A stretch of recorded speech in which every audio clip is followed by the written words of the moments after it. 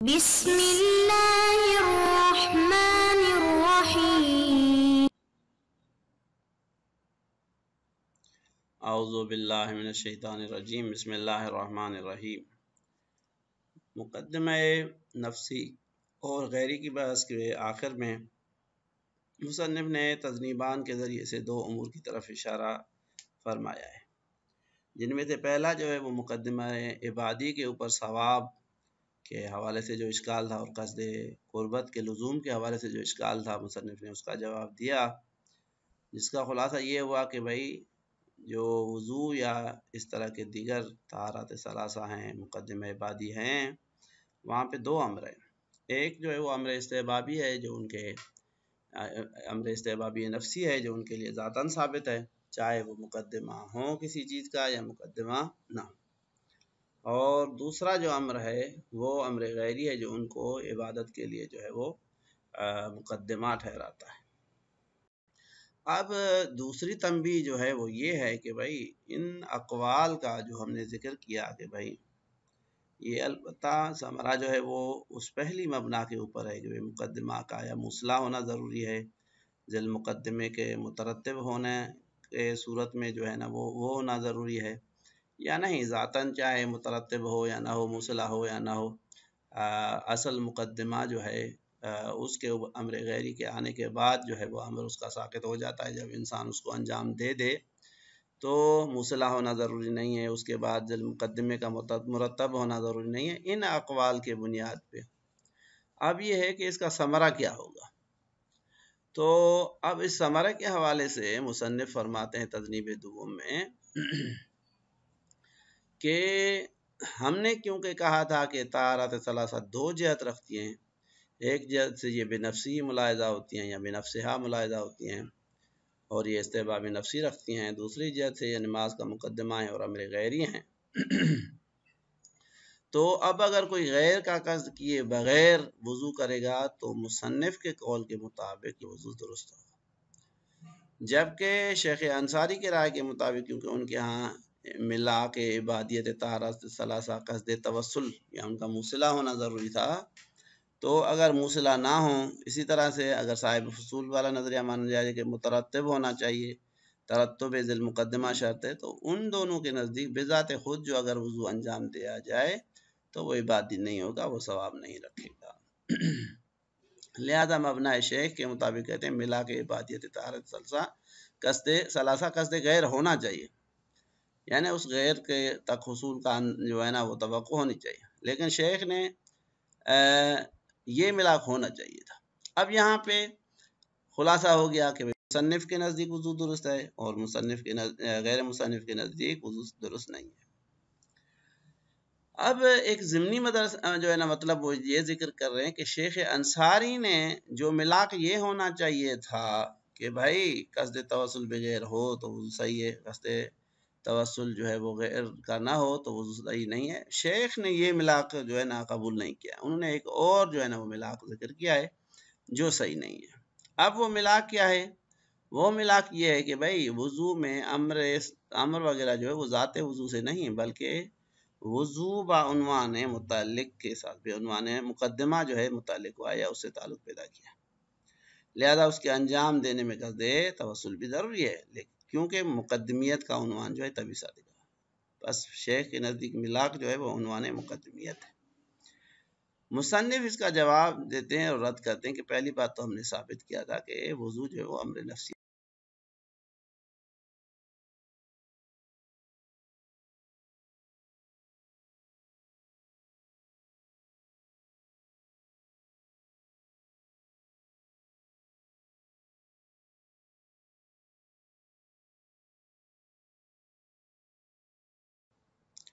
لہذا کلی طور پہ دو چیزیں کرتے ہیں، پہلے تو فرق کے عنوان سے شیخ کے قول کو عملی طور پہ اس کا نقصان بتاتے ہیں کہ وضو بذات خود عبادت ثابت نہیں ہو، پھر جو شیخ نے ملاک ذکر کیا ہے اس کو بھی مصنف جو ہے وہ رد فرماتے ہیں۔ لہذا فرماتے ہیں کہ الثانی کہ بھائی تذنیبان میں سے جو ہے نا دوسری تذنیب جو ہے وہ اس مورد میں ہے، انہو قد انقضى مما هو التحقیق، جو چیز ہم نے ذکر کی، جو تحقیق ہم نے کی ہے اب تک، اس سے یہ چیز روشن ہوئی۔ کس چیز میں بھائی تحقیق ہوئی ہے؟ کہتے ہیں فی وجہ اعتبار قصد القربت فی طہارات صحتها، ٹھیک ہے، کہ قصد قربت جو ہے وہ طہارات ثلاثہ میں، ٹھیک ہے، اس کا معتبر ہونا فی وجہ اعتبار قصد القربت ہے، کہ قصد قربت جو ہے وہ معتبر ہے، اس کی جو وجہ ہے اس کے بارے میں ہم نے تحقیق کی۔ فی طہارات، فی طہارات، ٹھیک ہے، طہارات ثلاثہ میں صحت امن ان کے صحیح ہونے کے اعتبار سے۔ وَلَوْ لَمْ يُؤْتَ بِهَا بِقَصْدِ التَّوَسُّلِ بِهَا إِلَى غَایَةٍ، تقاضا کیا ہے؟ صحت ہوا کہ یہ وضو، یہ طہارات ثلاثہ جو ہیں یہ صحیح ہوں گی۔ وَلَوْ لَمْ يُؤْتَ بِهَا بِقَصْدِ التَّوَسُّلِ، اگرچہ ان کو قصد توسل بغیر یا قصد توسل بذل مقدمہ کے غرض سے انجام نہ دیا جائے، یعنی انجام دینے والے کی یہ نیت نہ ہو کہ میں اس کے ذریعے سے نماز پڑھنا چاہتا ہوں، ایسے وضو کر دیتے ہیں۔ لہذا فرماتے ہیں وَلَمْ يُؤْتَ بِهَا، اور جو انجام دینے والا ہے ان کو انجام نہیں دیتا یا ان کو انجام نہیں دیا گیا بقصد التوسل بها، تاکہ ان کے ذریعے سے جو ہے نا انسان توسل کرے الی غایۃ من غایاتها، ان کے مقاصد میں سے کسی ایک مقصد تک پہنچنا، نماز پڑھنا، قرآن پڑھنا، ائمہ معصومین اور پروردگار عالم کے مثال حروف کو ہاتھ لگانا، جن غایات کے لیے وضو واجب ہوتا ہے ان میں سے اگر کسی ایک کا بھی قصد نہ کرے پھر بھی وضو جو ہے وہ صحیح ہے۔ نعم لو کان المصحح لاعتبار قصد القربت فیہا امرها الغیری، اگر فرض کیا جاتا یا ثابت ہوتا اپنی جگہ پہ شیخ انصاری والا قول کہ بھئی امر غیری ہے جس نے قصد قربت کو جو ہے نا وہ لازم قرار دیا ہے، ہماری طرح سے امر نفسی استحبابی کا قائل نہ ہوا جائے، تو اس صورت میں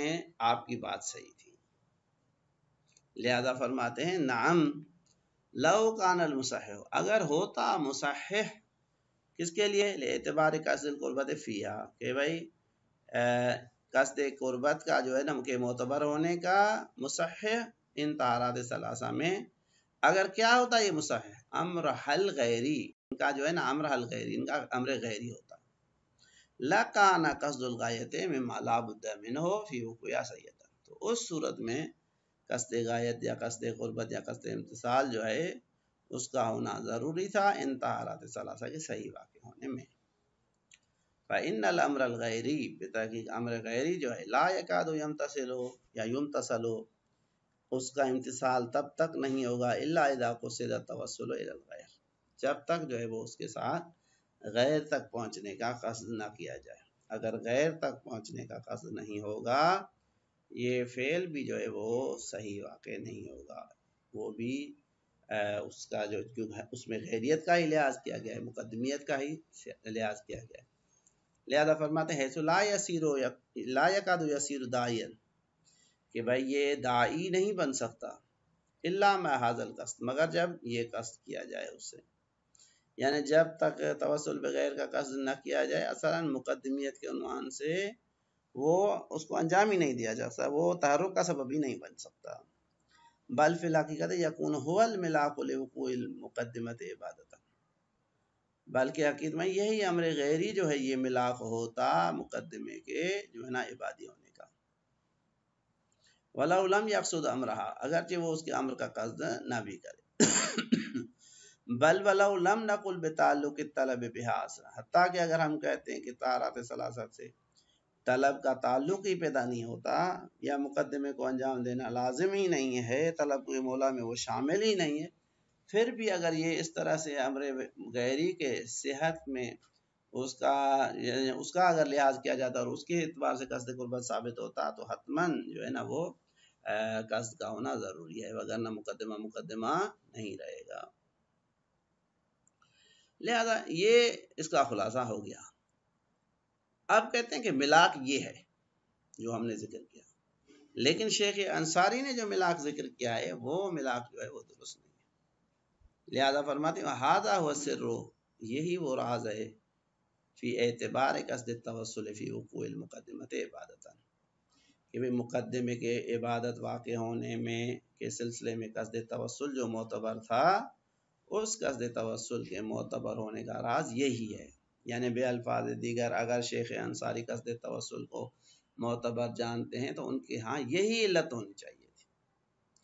لاما کے ذریعے سے کہتے ہیں وہ علت جو شیخ انصاری نے بیان کی وہ علت ہونے کے قابل نہیں ہے. یہ ہے جو ہم نے بیان کیا ہے. وہ کیا ہے کہ بھئی قصد توسل جو ہے اس کا امر غیری کا جو ہے نا وہ اگر قصد کیا جائے تو حتماً اس صورت میں قصد غیری جو ہے وہ ثابت ہونا چاہیے تھا. بس یہاں تک کا خلاصہ یہ ہوا کہ بھئی مصنف کے نزدیک طہارت ثلاثی کی عبادیت جو ہے وہ امر نفسی ہے استحبابی کی وجہ سے. شیخ انصاری کے اگر کو امر کی کیا کہتے ہیں قول کو اگر مان لیا جائے اور مقدمے کی عبادیت اور قصد قربت میں امر غیری کی دخالت کو مانا جائے تو پھر اس صورت میں وضو جو ہے وہ بتنائی صحیح واقع نہیں ہوگا. اب کہتے ہیں کہ وہ ملاک جو شیخ انصاری نے ذکر کیا وہ درست نہیں. لا ما تو وہ ہے نہ کہ سر اور راز جو ہے وہ چیز ہے جس کا وہم کیا گیا ہے. کون سا بھائی؟ من ان المقدمۃ انما تکون مامورا بها بعنوان المقدمیہ کہ مقدمہ جو ہے وہ مامور بھی بنتا ہے مقدمیت کے عنوان سے، کیونکہ مقدمیت کا عنوان اس کے اوپر آتا ہے اس وجہ سے مامور بھی ہے. بے الفاظ دیگر وضو خارجی جو ہے وہ مقدمہ نہیں ہے کیا کہتے ہیں وہ بسادی کے مقدمے سے جو ہے نا وہ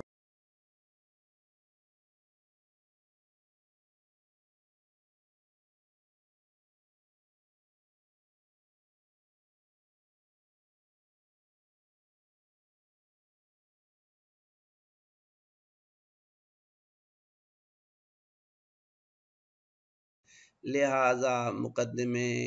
کے امتثال کا ارادہ جو ہے اس کا کرنا ضروری ہے اس عنوان مقدمیت میں سے. وقصدها كذلك لا يكاد يكون بدون قصد التوسل الى المقدمۃ بها. اور اب جب عنوان مقدمیت کا ہونا ضروری ہے تو اس کا قصد مقدمے کو عنوان مقدمیت کے ساتھ انجام دینا یہ ممکن نہیں ہے قصد توسل کے بغیر جو ذل مقدمے کی طرف ہو. فإنه فاسد جدا. اب یہ کہتے ہیں یہ جو تو رواہم کیا گیا یہ حتماً جو ہے وہ فاسد ہے. فساد کی وجہ کیا ہے؟ فساد کی وجہ یہ ہے کہ جو چیز مقدمہ بنتی ہے وہ چیز خارجی ہوتی ہے نہ کہ عنوان مقدمیت، جس کو ہم نے مصنف کی عبارت میں ذکر کیا کہ بھائی کہ یہ حیثیت تعلیلی ہے تقییدی نہیں ہے کہ آپ اس کو ملاک بنائیں. لہذا فرماتے ہیں ضرورت ان عنوان المقدمیت لیس بموقوف علیہ الواجب.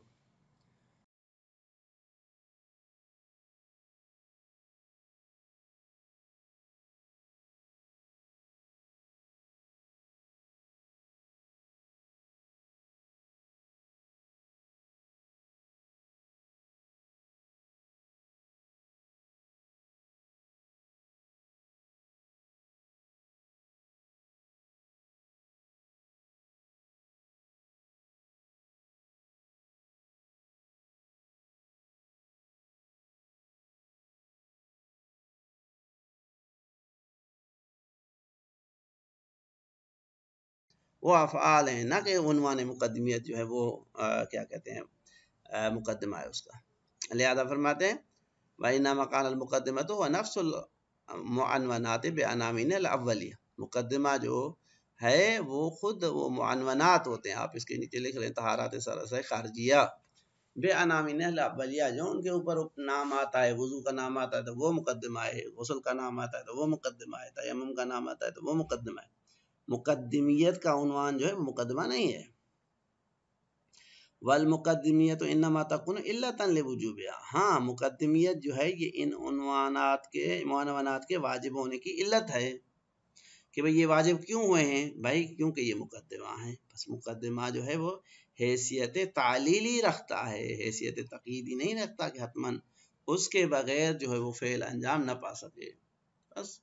خلاصہ کلام جو ہے وہ یہاں تک یہ ہوا کہ بھائی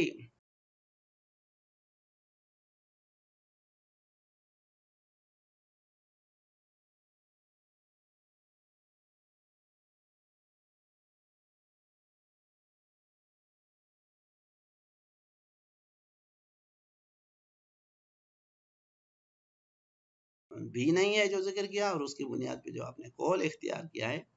وہ قول بھی جو ہے وہ کافی نہیں ہے. نتیجتاً یہاں تک جو ہے وہ بحث ہماری جو ہے وہ واجب نفسی اور واجب غیری کے حوالے سے تمام ہوئی، اور اب دیگر جو اس کے مباحث ہیں وہ امر رابع کے ضمن میں ہم جو ہے نا ذکر کریں گے اور بیان کریں گے کہ جو معتبر ہیں۔ صلی اللہ